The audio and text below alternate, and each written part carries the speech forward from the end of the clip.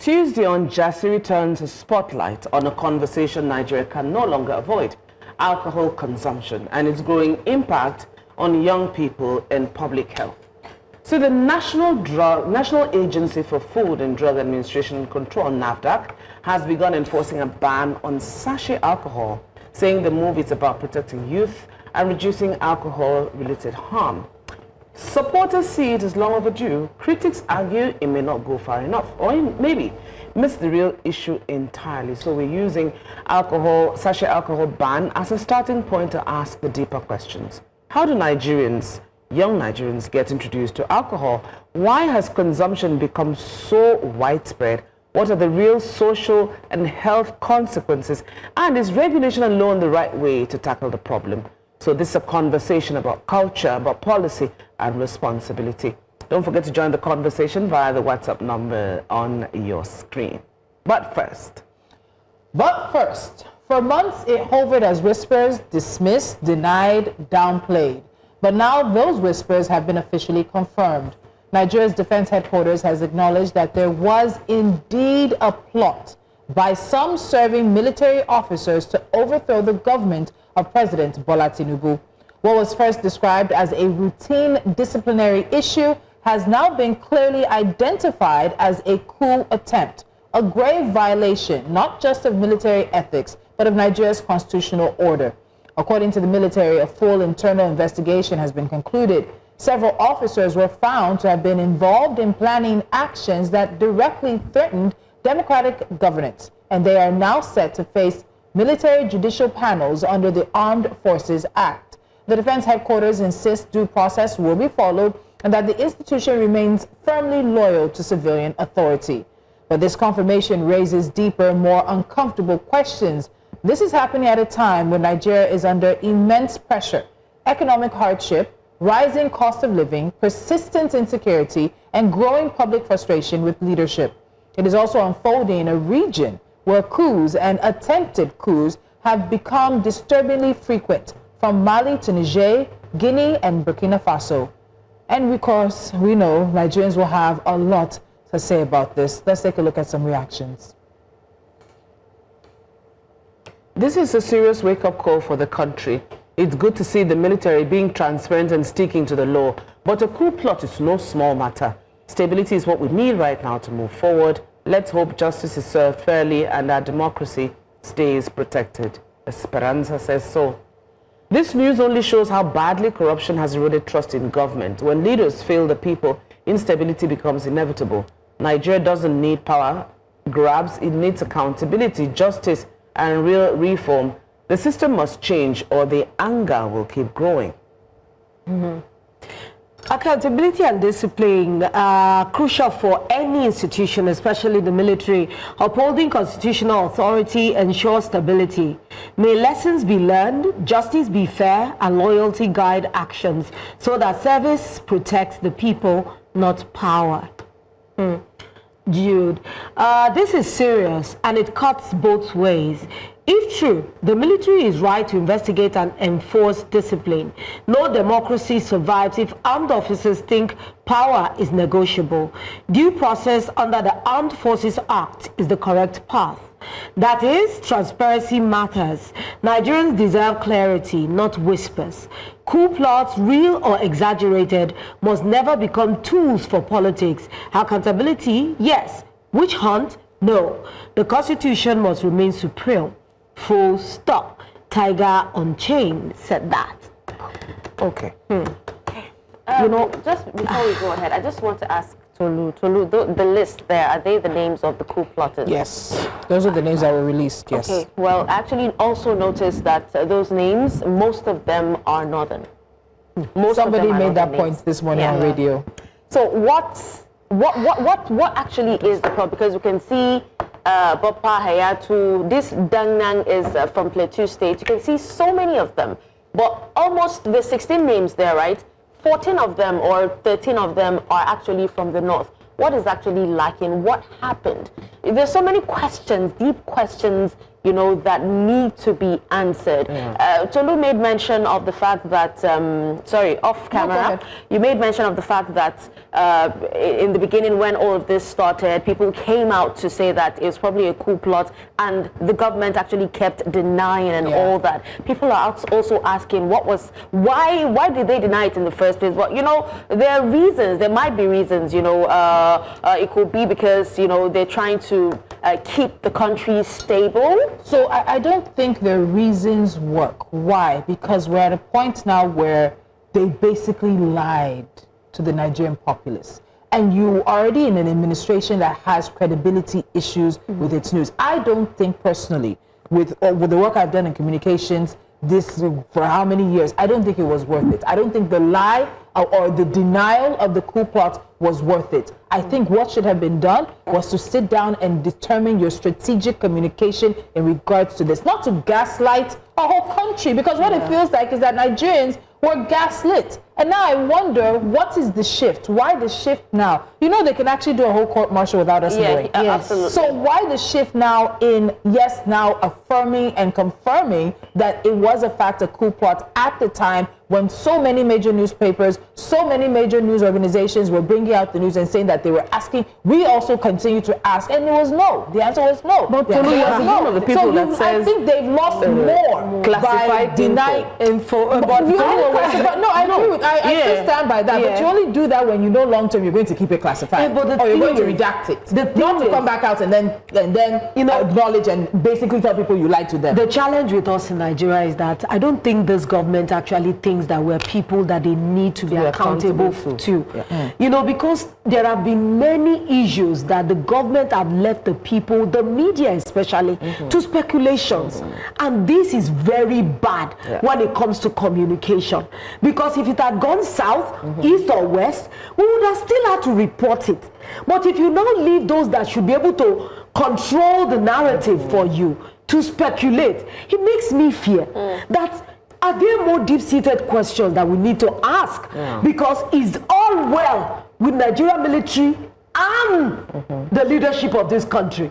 Because if coup plot starts, trust me, it's like for me, it's like weed that has grown deep and is growing its tentacles. You can cut off the head of it, but you might never get to the bottom of it. Should this leadership be rethinking their actions? Because the military is supposed to be protecting securing this country. And have they done a good job at that? Let's tell you they are hampered by governance. Those are the things that make me question, because I'm saying that if the rate of insecurity is this much, are we saying that there is a disconnect between the military and the leadership? No, that's why the country is being left. No, there has been fall into this amount of at insecurity. every level. Not only in Nigeria. Take a look at Africa. Listen, let's take that lens and take a look at Africa. West Africa, how many countries are in West Africa, for example? We've always had histories of coups in Africa. My own is that when I was reading through the story, I said, if we're in some countries, in African countries, these guys are gone. These 16 people it's gone, as in that's it. These people, there will be no more. It's as simple as that. They have a brigadier general involved. Do you understand? So, and I'm wondering, at the same time, maybe it's the Nigerian mind in me that's working. There has to be a bigger picture behind this. If you're putting this forward and you're putting it forward now, there's a reason why. The government doesn't just do things because, first of all, they don't think, like Lolo says, that they're accountable to Nigerians and they need to answer to Nigerians or tell them. So you're bringing it now. Why? Because what? You want Nigerians to get embroiled and lose themselves in this? Are you using this to distract them? And the truth is, if you look at comments, Nigerians, and we talked about it yesterday with Bukola when I think that's her name? Yeah, Bukola. When she was here. We are all blasé. It's such a terrible place to be, but we are at such a disconnect because we all want to protect ourselves, first of all, individually. So we are at a disconnect like, so what happened? Oh, it's so sad they didn't succeed. You see comments like, oh, why didn't you guys, oh my God, like, what? Oh, you guys failed. I'm happy. Or if they had succeeded, I would be happier. So you find out that Nigerians even don't really send using street parlance, they just don't really send. We're just tired. My own is that they will give us another thing I do not like about this government is how information is being given. They just give us like piecemeal. And they expect us to fill in the gaps. And by the time you are filling in the gaps, there will be room for wrong information, fake information, misinformation. And they want us to continue to thrive like this. So how do we know what is being done? So in terms of even fake news, Dasha was doing, we've been doing a collaborative effort with Fact Check, with Africa Check for a long time. Sometimes silence is actually used to later on then create this narrative of it was misinformation, it was disinformation, it was fake news. Because that gap you're talking about, nature abhors a gap.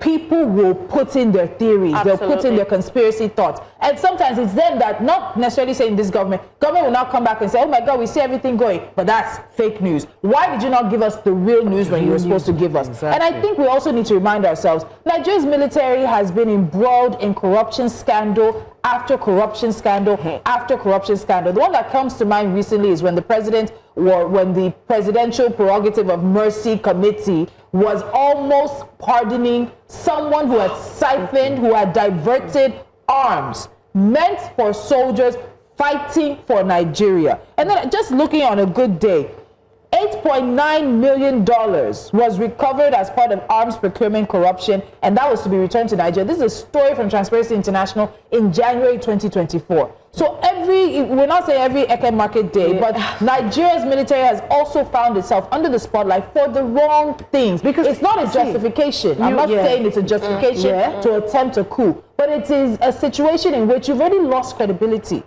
People already don't trust you. We have the people in villages telling us that sometimes when these attacks are about to happen, somebody has disappeared. Their military and security has disappeared. The military has and then we now hear this. The military has always had... You lied to us. You gaslit Nigerians for how many months? The military runs on the gasoline of untouchable. You can't touch the military in this country because, number one, they are I don't know, there's been arguments, they're the strongest force, or but the truth is that the military has been an entity on its own for a long time. It's like they're operating at a different neon level than other. Do you know Nigeria is still militarized? For me personally, I think Nigeria is still militarized. You have the military in so many places in the country. Now you understand internally, where you would have expected a police force to be able to work, or maybe let's even say the NSCDC. But you have Nigerian military stretched out, handling so many internal issues. Then even our mindset, Nigerians will talk about power, regime. We use words that are still very militarized, words that are still very military orientated. Many of us are still not divorced ourselves from Nigeria's military history to be able to say we're fully in democracy. And there's so many layers to this. And this story now, as it has broken, we're going to take it and we're going to leave it. So nobody will be able to see what is being done. How were they apprehended? What investigations have they done? Who did they find? How did they find out? There was something Lolo said. She talked about it being a hydra-headed monster, and I actually believe that this is not the end, right? That more will still spring up, more coup plots will still come out, as long as Nigerians continue to feel unsafe in their country, as long as they continue to feel like the government does not actually care about them. And I just also want to say, right, that two of these officers they're not just military. There's a naval officer as well, and there's also an Air Force officer. So it's kind of a collab between three of them. Just imagine the three arms of the military. And you can see what is actually happening in West Africa, just as you have said. You have so many presidents coming out, grabbing the third term by force. A lot of them, you see what's happening during the rallies leading up to the elections. You see a lot happening. You see a lot of coup plots and all that. There was even another coup plot in Burkina Faso. Dasha, let me ask you, what's the worst case scenario that can come out of this? Ladies, let me ask you guys. We have 16 people on the sheet. As far as I'm concerned, I know that when coup plots are foiled, it doesn't just end there. Because that means the people to me, it's just screaming, we're not satisfied, we want to take power. So that means nobody can really sleep with their two eyes closed, because anything can still happen. And I think we also need to be wary, because I saw comments online. So democracy is not working for Nigerians, for many Africans, the way the promise of democracy was sold. It's not working. And so we have a generation, we have generations that remember military coups, but we have generations that don't. And you have a situation where young Africans, it's like they're romanticizing the potential return of military dictatorship across the continent. So it's not just a Nigeria conversation. We talked about West Africa. Some people say coups bleed. You talked about they spread. So West Africa itself for the past 4 or 5 years has been in a very fragile state because we've had a coup or coup attempt almost every 6 months. Coup attempt in Benin, in Cotonou. And when we have leaders in Africa who have refused to leave leadership, so they are just we need to be careful of this idea of a benevolent dictator. It's been romanticized because of one Asian country. Everybody's not a benevolent dictator. They don't learn. We're calling in. They don't learn because even in Nigeria right now, Catherine was talking about it earlier off air that we're moving into a one-party system, and you have people screaming, "We do not want, a certain party to come back. We want something different." Meanwhile, it's like they're being forced on us. Of course. So what do you think is going to happen leading up to the elections 2027? So the elections are going to be it's going to be a tough call because Africa, looking at Africa, is as if the same breeze or demonic influence that is yesterday I saw a story. Let me shock you. Young people that have never experienced military coup, I'm telling you, they are the ones. It's just like they're romanticizing the idea of military coming back. I even hear some youths talking about war like it is something they want to cut, they want to experience. Like it's the people that video games. The promise of democracy has not been delivered to the majority of the people. So they just want things to work. They think it's video games they are playing that they can pause it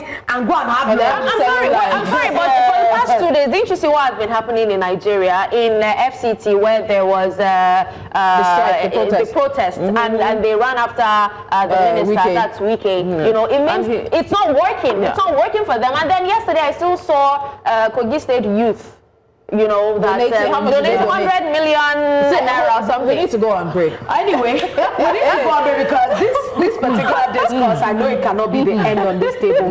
But we have another topic that we need to talk about, which is equally important. NAFDAC says that sachet alcohol ban is about protecting young Nigerians. After the break, we will look into that policy and how alcohol use really starts, the harm it causes, and whether a ban can truly change behavior.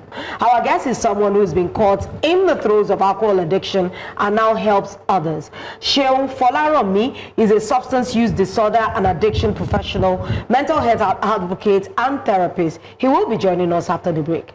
Do stay with us.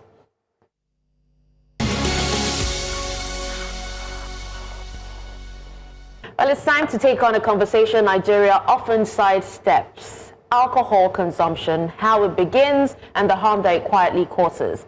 Now, as we said earlier, NAFDAC has begun enforcing a ban on the production and sale of alcohol in sachets and PET bottles below 200 milliliters, saying that the goal is to protect young people and reduce alcohol abuse. But beyond the headlines and the policy debate, this moment raises bigger questions about our drinking culture as a country. Now, alcohol is a cheap, widely available, socially accepted, and often introduced early, sometimes long before young people understand the risks. So we're using the sachet alcohol ban as a launch pad, not the destination. And let's talk about how young Nigerians are first exposed to alcohol, why misuse has become so widespread, the impact on mental health, families, and communities, and whether bans and restrictions can really change behavior without education, treatment, and accountability. Is this ban a necessary first step or a symbolic gesture that avoids deeper issues? And what can Nigeria learn from the countries that have tried to regulate alcohol harm? This is Jasiri, and the conversation starts now. And our guest today is Chairman Board of Trustees of the Association of Advocates Against Alcohol Harm in Nigeria. Beyond that, he's a substance use disorder and addiction professional, a mental health advocate and therapist. He's also the founder and director of the David Folaranmi Foundation and Live Free Renewal Center. David Folaromi, welcome to Jasiri. Thank you very much. Thank you for having me. All right, so before we argue about bans, we need to understand the culture, okay? Alcohol is deeply woven into social life here in Nigeria, from celebrations and street corners to advertising and affordability. Now, for many young Nigerians, exposure to this starts early, often without clear boundaries or education about the harm. From your experience, how do most Nigerians first get introduced to alcohol? Is it peer pressure, family settings, street culture, or just affordability? Thank you very much. So all of the points you've made are very correct. In Nigeria, young people are introduced to alcohol through social, cultural, and environmental influences. Well, let's start with the family and the home environment. Early exposure at home during celebrations, weddings, funerals, festivals, Christmas, we just came out of the Christmas season, and naming ceremonies. Yeah. You can imagine, even during naming ceremonies, alcohol is shared, to thank God that a new baby has come. Sometimes we have parents or relatives asking children to buy, serve, or even taste. Just take a sip. Homes where alcohol is also used, homes where alcohol is used, normalized, or used excessively, it also tends to lower a young person's perception of risk. And then you mentioned peer pressure. Of course, peer pressure is also one of the ways young people are introduced to alcohol. Peer pressure and social circles. Friends encouraging drinking, to fit in, to appear mature. Yeah. Some say you have to drink to be a man, or to avoid ridicule. Group drinking among classmates and all of that. Fear of being labeled as Jew, or local, or too religious. These are some of the ways that young people are introduced to substances. What about glorification of alcohol by the media? Yes, some quarters, not all media outlets, but in some quarters, there is the glorification of alcohol use by the media, and that's not good enough. So in my opinion, is young people get introduced to alcohol. But we should also forget cultural and traditional practices. Yeah. Because we're cultural people. Some people use palm wine, brukutu, ogogoro, and all of this to perform traditional rites, irrespective of the age of the people who are involved in it. Some communities do not clearly distinguish between adults and children when performing these rites. And through this means, alcohol is introduced to young people. Thank you. Wow. So, it's really fascinating how you have laid it down. And I think some people need to really look at home life to see how they may be influencing young children. But at what point does casual consumption begin to slide into harmful or dependent use, especially among young people? Because many people will say, oh, it's just one beer, it's just one glass of wine, or it's just, just something here, I'm not an alcoholic. But how does that casual use then become something that's much more for young people, leading them towards the path of addiction? This is an interesting question, because alcohol use doesn't usually become harmful at once. Yeah. And that's the truth. Even though I like the fact that the World Health Organization in 2023 has come out to say that there's no quantity of alcohol that is totally safe for human consumption. But it's important for us to know that it tends to progress along a continuum from experimentation to harmful use. So let's talk about experimentation or social use, which is the early stage of alcohol consumption. This is usually where young people start. Occasional drinking, parties, peer pressure, curiosity. At this point, there's no strong craving. Drinking is not a priority. The concern here is that the brain of young people is not fully developed until they're 25. I'm sure we all know that by now. The frontal cortex is not fully developed. So when people start drinking, especially at an early age, you affect the development process of the frontal cortex, which is very, very detrimental to the individual in question. Now, from experimental use, we go to risky or harmful use. Alcohol use becomes harmful when it starts to cause problems, whether or not the person is addicted or not. The fact that it starts to cause problems means it has graduated from occasional use to harmful use. By the time people start drinking to cope with stress, sadness, boredom, or peer pressure, then it's graduating from occasional use to harmful use. When it becomes binge drinking, many drinks in a short period of time, it's a red flag. We need to look out. Declining in academic performance, truancy, disobedience, all because of alcohol use, it is graduating to harmful use. And from there, it becomes problematic, early dependence. This is where control begins to slip. You're drinking more than intended. You have difficulty in stopping once the drinking starts. There's a strong urge or craving to drink. You are lying or hiding alcohol use. You're neglecting schoolwork or responsibilities. And then you now need alcohol to sleep or relax or feel normal. There is a problem. And then finally, it now graduates to alcohol dependence, which is addiction. Alcohol use now becomes dependence when the body and the mind begin to rely on it.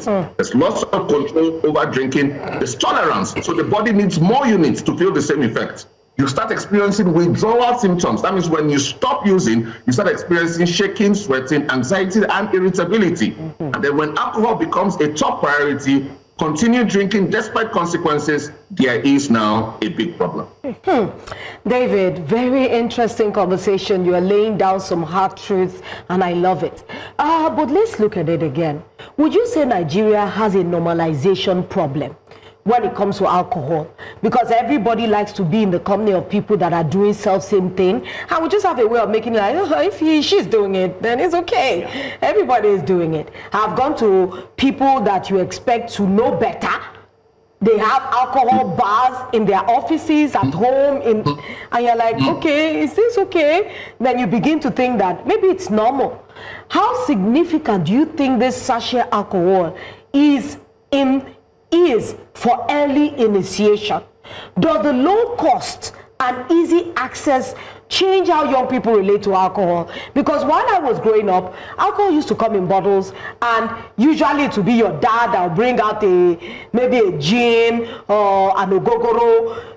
It's quite a large quantity. But now we have sachet alcohol every street corner. You are seeing drivers driving buses, tearing it with their teeth, downing it. They say, mo fẹ́ fi jí ni, mo kàn fẹ́ kójú mi là.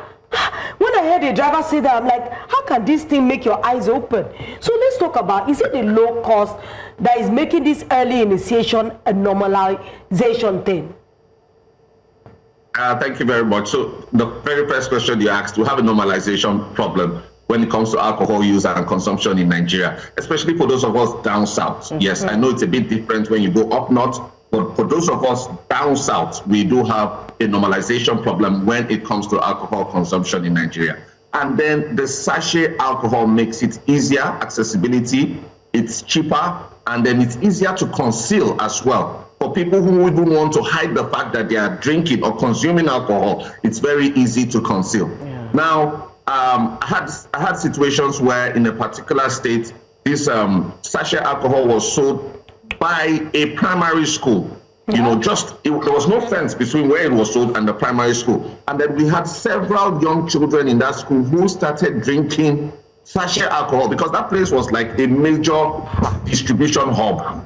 It was like a major distribution hub. There was literally no fence between the primary school and where these things were sold. And we found out that several of the children in that school got initiated, early initiation into alcohol consumption simply because sachet alcohol was sold right next door. It's easy to conceal, so they can hide it in their stockings when they get home. Mommy and daddy will probably search their bags and their pockets and there's nothing there, but they can conceal it. It's easy to quickly drink and, you know, just dispose of the sachet without having to look for where to keep a whole big bottle, you know. And yes, so I think the sachet alcohol does have an influence in early initiation into alcohol consumption, especially among our youth.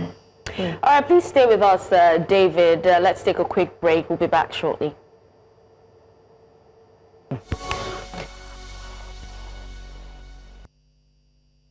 Welcome back. We're still talking about substance use, and we still have our guest today, who is Chairman Board of Trustees of the Association of Advocates Against Alcohol Harm in Nigeria, David Folaromi. But before we come back to you, David, NAFDAC actually says that this is not a war on alcohol, but a pushback against its unchecked spread in sachets and small bottles, especially those with dangerously high alcohol content that are easily accessible to children.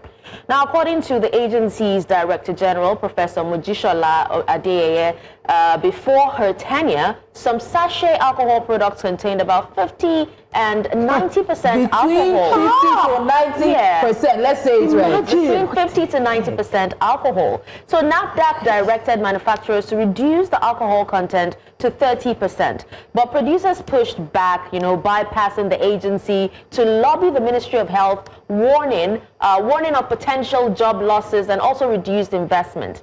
So in response, the then Minister of Health granted the industry, a 5-year transition period. That's from December 2018 to January 31st, 2024 to restructure their operations. And that deadline was later extended again to the end of 2025. And now, after years of concessions, the issue has returned to the fore. Now, here's what some of the protesters had to say. Today we have a sachet economy. Virtually almost every product is on sachet. And the essence of the sachet is all about affordability. Affordability. So law enforcement agencies should focus more, which is NAFDAC, should focus more on access control, okay, so that children or sellers will not sell this product to underage. Recently, we saw an accident that involved an international war busser. Are you telling me that the driver had a sachet drink? The answer is no. I've heard people who have said it causes blockage in our drainages, as if that's the only thing that causes blockage in our drainages. We cannot afford Hennessy. They can afford all brand of drink, very expensive drink, imported drinks. We can't. And so what is localized is what we're taking. Nigerians are saying no. And I can tell you, millions of people are working in companies where these sachet drinks are produced. You have not stopped cigarettes. You did not stop the people that are snapping cannabis. People are going to a cemetery, removing bones of dead ones. Some are smoking toilets. You have not stopped them. Me that is producing this, and you want to remove food from my mouth. How do you want me to train my children? I have... Well, all right, David, manufacturers actually warned about, job losses and investment risks, and, were given nearly 7 years to adjust. So at what point does public health have to outweigh, economic arguments? Thank you very much. I'm just reliving the scenes from the protest because I actually watched it on TV when the protests were going on, and I couldn't help but say this is a matter of ignorance. Yes, there's a lot of ignorance in some of what the protesters have said, but let us not go into that. It's a multi-billion-dollar industry. The alcohol industry counts profits monthly, quarterly, or yearly, but remember that society counts consequences for generations.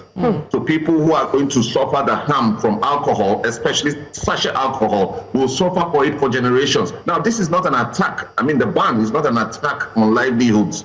And we should see it like that. We saw the woman saying she's producing this. Somebody said, and I think erroneously, that millions of people work in sachet alcohol producing companies. I don't think that is true. However, like I'm saying, this is not an attack on livelihoods. It's a defense of lives, and we need to see it like that. Nigeria cannot continue to sacrifice the future of its children for sachet alcohol. That is what this is about. And for us to win this fight, the government must remain firm. If we cave in now to the demands of the protesters, we're going to face this same issue in years to come. So it might not be comfortable for a group of people now, but the government must stand firm. Civil society must remain vocal and united. The media, which is what you're doing, must ask hard questions about issues pertaining to sachet alcohol sale and who funds the opposition to this ban. And then communities must understand that this is about protection, not punishment. Which is why ASHAN, the Association of Advocates Against Alcohol Harm, stands firmly with NAFDAC because this is a public health issue, and public health must always come before.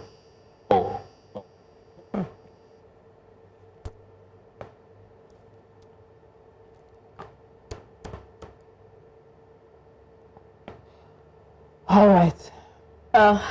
So it looks like we have some technical connectivity issues there with David, but he'll be back with us in just a moment, I'm very sure. And let's just remind ourselves. So we said we're using the Sachet alcohol ban as a kickstart or as a launch pad to a conversation about alcohol abuse in Nigeria. And it's not just about being a statistic or a policy problem. It's very personal. And I like what David said there in terms of the fact that the consequences can be generational. And now we're also grounding the conversation in lived experience. When he comes back, David himself has walked the difficult path of addiction and recovery. And his story puts a human face to the issues we've been discussing, from mental health struggles to the ripple effects on families and communities. I hope his experience will help us understand how substance use, including alcohol, can move from experimentation to dependency, and why prevention and early intervention matter. So while we work to get David back into the conversation, I think it's really important when we talk about the generational consequences.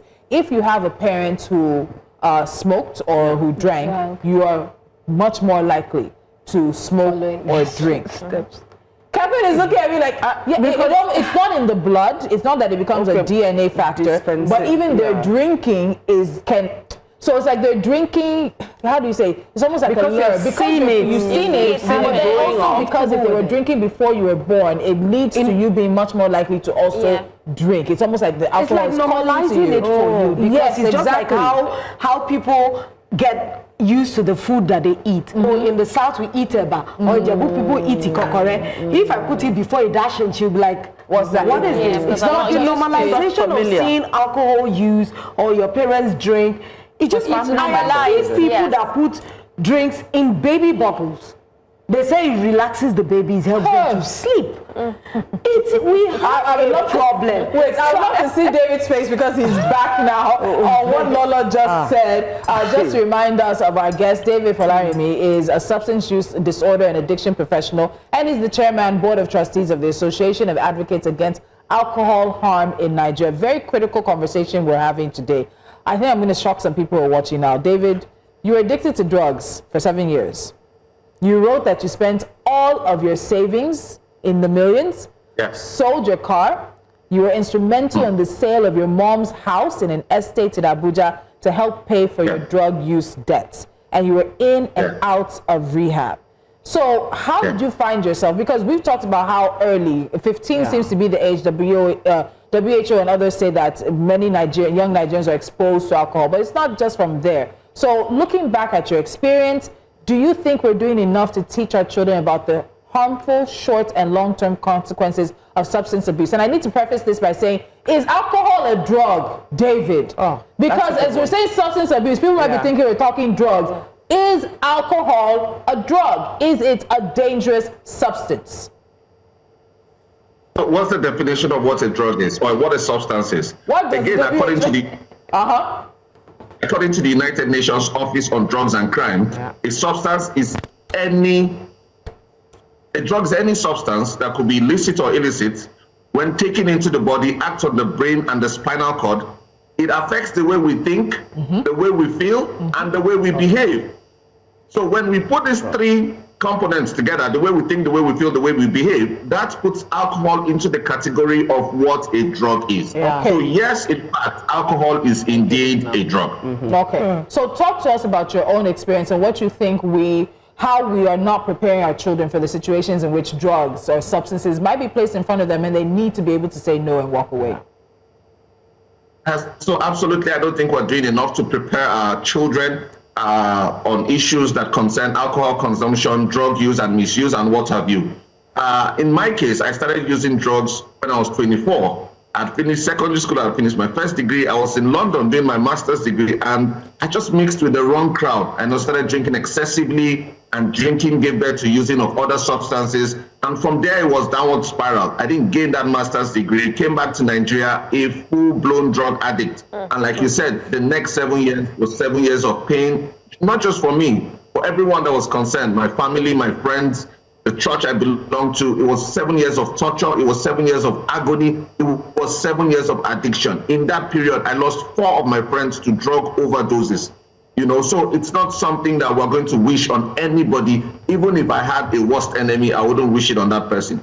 However, like you were saying, I could trace, and my mom and I have sat down and had this conversation, and we could trace the fact that I struggled with substances because not enough was done by my parents. One, in having these conversations, the way we encourage sex conversations, for instance, we should encourage having drug conversations early enough so that young persons are equipped with the right tools and skills, life skills, that will enable them to be able to say no when they are offered with these things. Because at one point in time or the other, there may be external influences that will expose them to alcohol or other forms of substance use. So we have a role to play, especially as parents.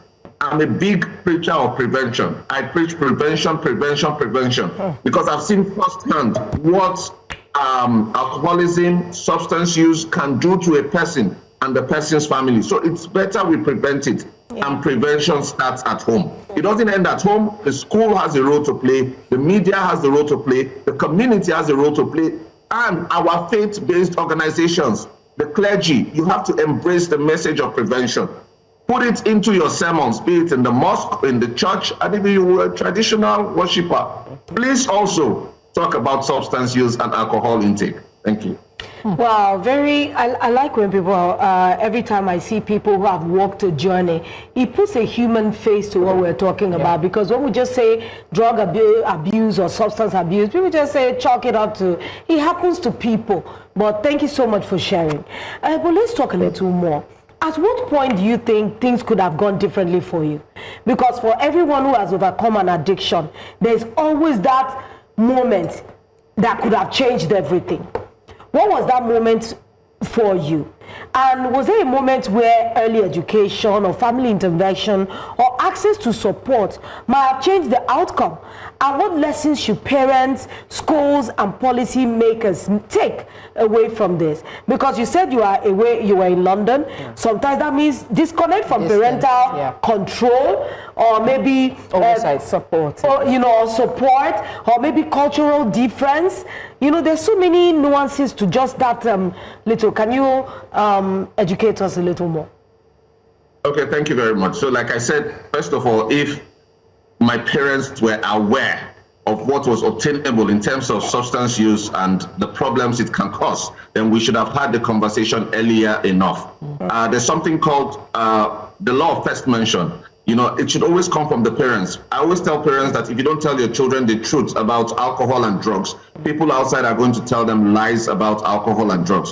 So you must, because you can't give out of an empty cup. So as parents, you must be educated enough with evidence-based prevention tools to educate your children. I know you don't come from a place of moralistic views, religious views, or you don't even use scare tactics. Some of the parents here will say, if you drink or you smoke, you are going to die. I mean, it's written on the pack of cigarettes. Yet, people still smoke. You tell your child, if you smoke, you are going to die, and they see some of their faves openly smoking, and they have all the money that they want to have. So please, we shouldn't get tactics. In educating the younger generation, we should do prevention that works, evidence-based prevention. So that's part of it. Secondly was access to the right treatment options. Like you said, I went in and out of rehab twice, but it did not solve the problem for me. It could have been nipped in the bud if I had access to proper, treatment interventions, which was actually not available at the time because my parents did not know what to do about it. And then that just elongated the span of time that I struggled with substance use. So again, it's very important that we embrace and invest in prevention across all quarters. That is the solution to this. There must be education, there must be enlightenment, there must be advocacy, there must be sensitization, and there must be awareness. It may have gone different for me if we had these conversations early enough. Some of the things I eventually got addicted to, I found out first from the person that introduced me to them. And he had all manner of things it was going to do for me that were positive. There was no bank of knowledge I could reach out to say, let me cross-check with what someone else had told me. I was finding out for the first time. And I was finding out from somebody who wanted me to use. So it was very easy for me to go with the person. It will interest you to know that right now we have drug dealers who use young people as experiments for synthetic drugs. So when they genetically create these drugs in laboratory, they want people who have never used drugs before, and they offer them for money. So they tell you, bring this person, he's never used substances before. They give it to them to smoke. They pay them because they want to see the effect it will have on that person. If that person has not been educated properly, especially from the home, the school, the media, community, interventions, that person will easily give in. Because we're in a country where everybody needs money. So somebody is saying, come and smoke something, I'll give you 50,000. I want to see how you are going to react. People are going to embrace it. So we must embrace invention and speak up early about these issues. All right, David, so in light of that, what do you think about young people today? Like, what warning signs do you wish adults had recognized earlier in your own journey to guide young people of now? So first of all, it has to be behavioral science. There's definitely going to be a change in behavior. So adults, parents especially, the school, the community, you need to notice when there's a change in behavior in a young person. That's the first warning sign, because the moment you start using alcohol, you become secretive. You don't want to, be around people that you would normally be around because you think your mouth is smelling of alcohol, you think you're misbehaving, you're paranoid, so you withdraw yourself. And then sometimes you find out that the person becomes aggressive, either verbally or physically. These are warning signs you need to look out for. What about academic downturn? Somebody who used to be an A student. That's another thing that my parents did not notice. I had one of the best results in JAM in 2002 when I took JAM. And then when I started university, my CGPA was so terrible. So even though I had not started using at that time, that was a pre-warning sign that this young man is about to go astray. So people should notice, especially when the grades start dropping, that there's a problem. Sometimes there's drastic weight gain or weight loss, because certain types of alcohol will make us put on weight. Certain types of alcohol will make us to lose weight. So when there's drastic weight gain or weight loss, there's also a problem. When you find out that people start using excessive cologne, mouth spray and all of that, you're trying to mask. They're trying to mask something, most times than not. When you find out that there's red eyes, the eyes are red, the pupils are dilated, it's also probably a problem. When you start finding out that there's tremors, the person is talking and the hands are shaking, you should look more into that. There might be a problem. What about slurred speech? The person cannot speak straight, cannot speak clearly, audibly, loudly enough. There might be a problem. So these are the person becomes unkempt. The person starts to detach from school, faith, and other responsibilities. Somebody who was raised in the church or in the Islamia, the mosque, the person starts detaching from faith. It's a problem. Little responsibilities the person is supposed to carry out, he or she is no more carrying out those responsibilities. There is a problem. What about when the person always asking for money, never stops asking for money? There is a problem. When you start seeing traits of depression, anxiety, mood swings, irritability, lack of emotional regulation, there is definitely a problem. So these are some of the signs that we need to watch out for in young people, so that we can nip whatever it is they may be going through in the bud before it blows out into something that it might not get a solution for. David, time is not with us, and when I spoke to you, I said I knew we were going to do a part 2. So just to let the audience know, David is going to be in the studio with us next week. He's currently right now out of the state, but he will be with us next week, and we have to continue this. But before we wrap things up, what's the most common harms that you see linked to alcohol use in Nigeria today? And how does alcohol use intersect with things like depression and anxiety, domestic violence, and road accidents, as well as unsafe behavior? And even this unsafe behavior can lead to further drug use. It can also be unsafe behavior when it comes to sex and sexual partners. It's a lot. So David, let's wrap the conversation on that. Let's look at the most common harms linked to alcohol use in Nigeria today, as well as the intersection of alcohol use with depression, anxiety, domestic violence, or any form of violence, road accidents, and even unsafe behavior. So alcohol misuse in Nigeria causes health, economic, and social, and of course, even moral harms, many of which are underestimated. We'll talk about the health-related harms, which are the most, obvious signs of alcohol harm. It includes liver diseases. We have many people in the rehabilitation centers struggling with fatty liver, hepatitis, cirrhosis. What about hypertension, stroke, heart diseases, increased risks of cancers, including liver, throat, and breast cancers, accidents and injuries, alcohol poisoning, especially with cheap and adulterated alcohol. Yeah. Of course, there's also harms that have to do with worsening of existing medical conditions. So certain people already are struggling with some types of medical conditions, and they now compound it with alcohol consumption, which just makes it really bad. Then let's go into the mental health harms. Alcohol is a central driver of mental health problems, not a solution to them. Let's take that again. Alcohol is a central driver of mental health problems, not a solution to them. Alcohol and depression, for instance, alcohol is a depressant. That's what people don't understand. Alcohol is a depressant. So some people say, I'm depressed, so I want to go and drink alcohol. You are doubling your depression. It worsens sadness, hopelessness, low motivation, and gives sleep problems. Alcohol does not cure depression. Many people drink to cope, but this deepens depression over time. What about anxiety? Alcohol temporarily reduces anxiety, but the rebound effect is that once that alcohol wears off, the anxiety you struggled or felt will double or triple. Yeah. This creates a vicious cycle. There's anxiety, you go to drinking, there's a short relief, worse anxiety, then more drinking, and then you become an alcoholic. You see the cycle that it causes. And then, of course, alcohol misuse and domestic violence. There's a strong link between alcohol misuse and domestic violence.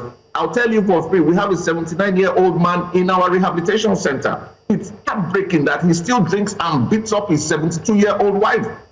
Would you believe that? So this causes physical abuse, emotional and verbal abuse, sexual violence, child neglect and abuse. So it just goes round and round and round. The harms that is caused by alcohol, we cannot exhaust it in one sitting. Yeah. And that's why I'm glad that you're saying you're going to invite me to the studio again, because I need us to talk about a case study of Sweden and how they have gotten it right in alcohol harm reduction. Thank you very much. Thank you so much, David. Thank you for being an amazing guest. I know, because the truth is, this is not a conversation. It's beyond over. I mean, it's not beyond over. That's English. We are just scratching the surface, and we have to leave the studio. David, thank you once again for being. We'll see you next week. Thank you for having me. We'll see you next week. Thank you for having me. Whether we like it or not, as Nigeria enforces the sachet alcohol ban, this conversation is clear that it goes far beyond regulation. The alcohol use in the country sits at the intersection of culture, commerce, mental health, and access, and no single policy can solve all of it. But what is clear is that today's discussion reminds us that behind every stat are real lives, real families, and real consequences. Whether the bans work or not will depend on what follows: education, prevention, support for recovery, and honest conversations at home and in our communities. All right, guys, that's our show for today. Thank you.